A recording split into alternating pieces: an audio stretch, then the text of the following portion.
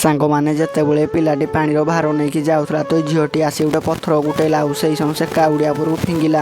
ସେଇ ସମୟ ସେ କାଉଡ଼ିଆ ପାଖରେ ଯାଇକି ସେ ପଥରଟି ବାଜିଗଲା। ତା ସାଙ୍ଗଟି ଆସିକି ତାକୁ ଧକ୍କା ଦେଲା। ସେ କହିଲା ତୁ ଏମିତି କାମ କାହିଁକି କଲୁ? ତାଙ୍କ ଭିତରେ ଯୁକ୍ତି ଲାଗୁଥିଲା ତ ସେ କାଉଡ଼ିଆଟି ଦେଖିକି ସେଇ ପାଖକୁ ଆସିବାକୁ ଲାଗିଲା। ସେଇ ସମୟ ସେ କାଉଡ଼ିଆଟି ପାଖକୁ ଆସିକି କହିଲା କି ତମେ କାହିଁକି ମୋତେ ପଥର ଫିଙ୍ଗିଲ? ସେ କହିଲା କି ଭଉଣୀ ତମକୁ ଲଜ୍ଜା ଲାଗିବା କଥା, ତମେ ଜଣେ ହିନ୍ଦୁ ହେଇକି ହିନ୍ଦୁର କଥାକୁ ବୁଝିପାରୁନାହଁ। ସେଇ ସମୟ ସେ ସାଙ୍ଗଟି କହିଲା କି ତମେ ଠିକ୍ କହୁଛ। ସେଇ ସମୟ ସେ ହିନ୍ଦୁଟି କହିଲା କି ମୁଁ କ'ଣ ଭୁଲ କଲି? ସେଇ ସମୟ ସେ ଝିଅଟି ଯେମିତି କହିଲା ସେଇ ସମୟ ସେ କାଉଡ଼ିଆଟି କହିଲା କି ତମେ କ'ଣ ଭୁଲ କରିଛ କି ନାହିଁ ନିଜକୁ ନିଜେ ପଚାର, ନିଜେ ଜାଣିପାରିବ। ସେଇ ସମୟ ସେ କହିଲା କି ମୋତେ କାହିଁକି ଅସୁବିଧାରେ ପକାଇଲ? ସେଇ ସମୟ ତା ସାଙ୍ଗଟି କହିଲା କି ତୋତେ ମଧ୍ୟ ଲଜ୍ଜା ଲାଗିବା କଥା, ତୁ ହିନ୍ଦୁ ହେଇକି ହିନ୍ଦୁର କଷ୍ଟକୁ ବୁଝିପାରୁନାହୁଁ। ସେଇ ସମୟ ତାଙ୍କ ଭିତରେ ଯୁକ୍ତି ଲାଗୁଥିଲା। ସେ କାଉଡ଼ିଆଟି କହିଲା କି ତମେ ଏମିତି କାମ ଆଉ କେବେ କାହା ସହିତ କରିବ ନାହିଁ। ସେଇ ସମୟ ସେ ଝିଅଟି ସାଇଲେଣ୍ଟ ହେଇକି ଶୁଣୁଥିଲା। ସାଙ୍ଗମାନେ ସେ ଝିଅଟି ସହିତ ସେମାନେ କରିବେ କ'ଣ? ଭିଡ଼ିଓଟି ଦେଖିବାକୁ ନିଜ ଗାର୍ଲଫ୍ରେଣ୍ଡକୁ ଭଲ ପାଉଥିଲେ ଭିଡ଼ିଓକୁ ଲାଇକ୍ କରିବ, ମାଆକୁ ଭଲ ପାଉଥିଲେ ଚ୍ୟାନେଲକୁ ସବସ୍କ୍ରାଇବ୍ କରିବ, କମେଣ୍ଟ ବକ୍ସରେ ନିଜ ନାମଟି ଲେଖିକରି ସେଣ୍ଡ କରିବ।